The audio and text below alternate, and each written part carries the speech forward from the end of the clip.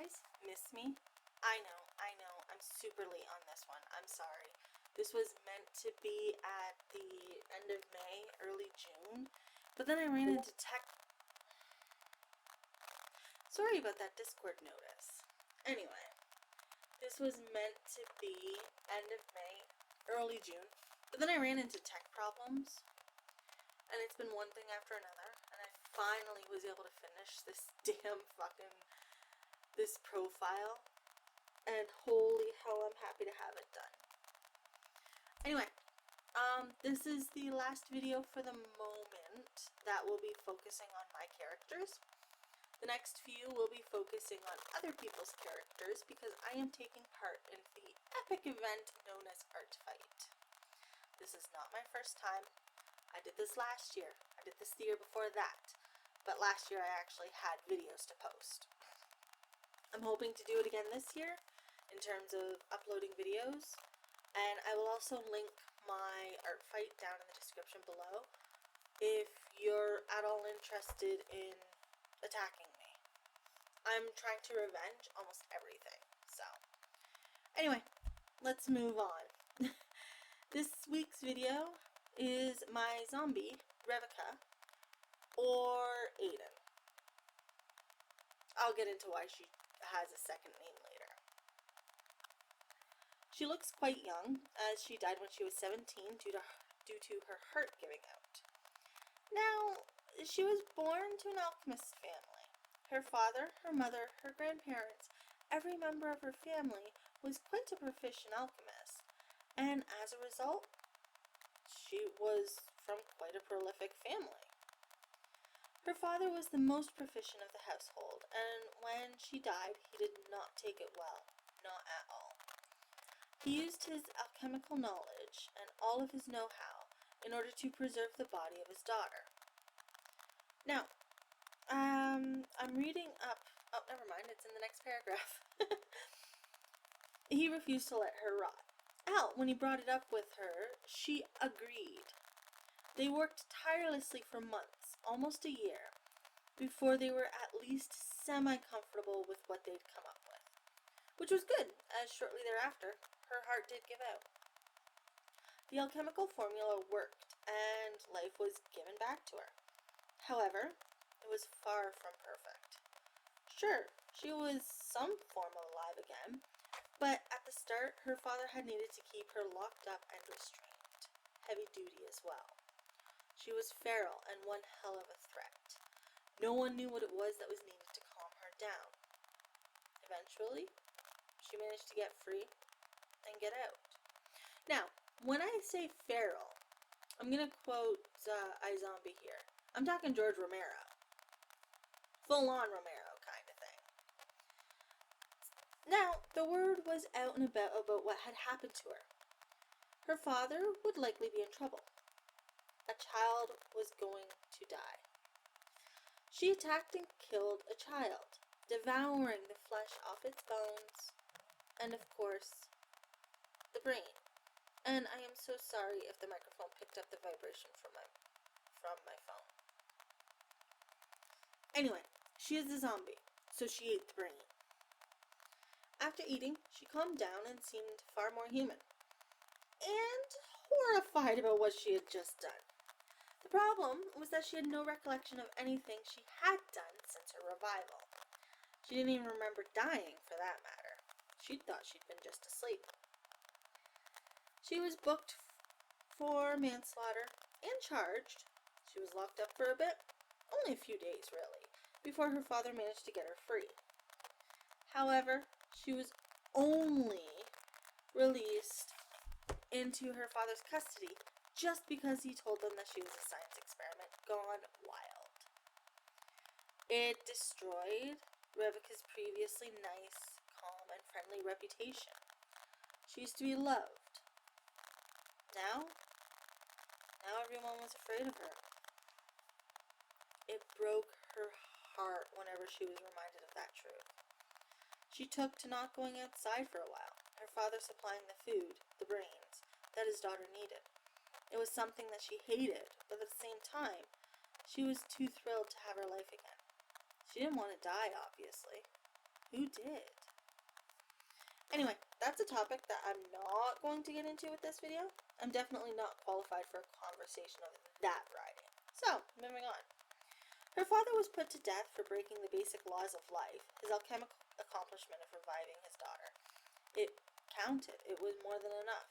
While everyone had a lot of respect for who he was and what all he had done for the mage and alchemical worlds, no one, not a single soul, could overlook the fact that he had raised the dead. So, he'd been put to death, along with the creation of the undead law. I'm so sorry if you heard that door slamming. It's the side door to my apartment, and it's literally right below where I'm sitting. Those of an undead nature are not allowed to be created, and that the creation of such a being was punishable by death. Sure, it was extreme, but this was a few centuries back, so not that extreme by an example of a deterrent. And it worked. Him plus the fear of the undead child that was still running around out there, although really she's not a child, she's a teen, really helped to deter most from trying the same thing. Revica was then in front of things.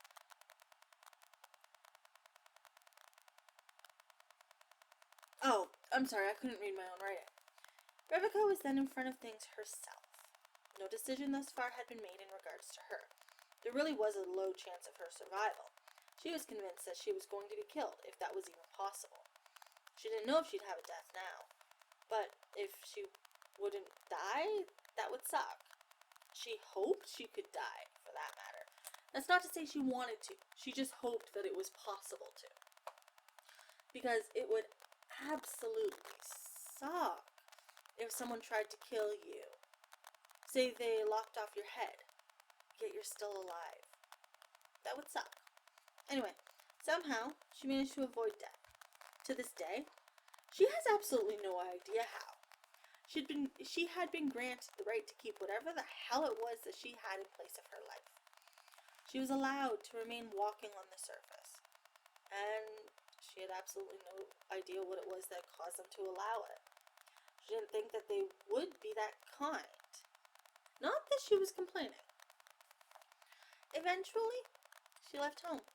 As it got later in the years, her family grew and died, while she remained the same. It broke her heart, and it wasn't anything that she could stop. So, things were good between all of the family members, and she left. They do stay in contact, especially now with internet and phone lines. Mostly, it's a largely no-contact relationship, but not completely. She's met a few of her cousins and descendants-ish and the like. Jump ahead some number of years, and Revica is staying in a cabin that was out of any city, town, or anything of the sort. That is when there was a child running through the woods. She heard his heartbeat before his footsteps. It took all she had in order to not try and find him for the purpose of devouring his head cheese. Instead, she hurried in his direction to make sure that whomever it was all right. She found a child that was beaten, battered, and an inch from collapsing. She saw him somehow manage to take out the bear that had decided to pick a fight with him. The kid was good. He collapsed, she moved in, and she took him home. She did what she could to clean and stitch his wounds, got him changed into something that was clean and in better shape than what the rags that she found him in were, and made sure that he was at least slightly comfortable. When he woke, he didn't take too kindly to her being a zombie, but it was easy to change his mind. They got relatively close, but he annoyed her. This teen, who she learned was a Firane, could not say her name to save his life. She couldn't understand it. She had no idea why he couldn't say it. He kept adding extra V's. So, as an example, her name is Revica. He kept saying things like Revica, or he kept butchering it, and it really annoyed her. So, she told him to ditch that and call her something easy, or at least easier. She'd heard the name Aiden at some point, liked it, and it stuck with her. so she just told him to call her that. Thankfully, it was a name that he did not have much trouble with at all. Gave her less of a headache, too. Eventually, the kid, who she learned had the name of Ashley, moved on to find something, and didn't stay with the zombie for longer than just a couple of months. She was hoping he'd be okay, but she wasn't super worried about it. Worst case scenario, he could find her again, she was sure. Who knows, maybe they'd cross paths again in the future. She continued on herself, finding herself using Aiden as a name more often.